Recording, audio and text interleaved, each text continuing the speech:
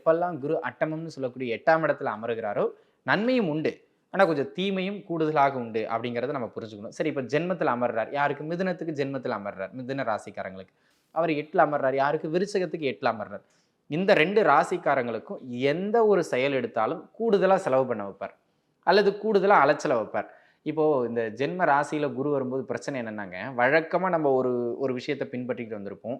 அல்லது நமக்குன்னு ஒரு மைண்ட் தாட் வச்சுக்கிட்டு இருந்திருப்போம். இது சரியாங்கிறது நமக்கே குழப்பம் வந்துரும். இப்போ உதாரணத்துக்கு இப்ப நீங்க இது உங்களுக்கு சரியான உதாரணம் சொல்லலாம். அர்ஜுன் எடுத்துங்க.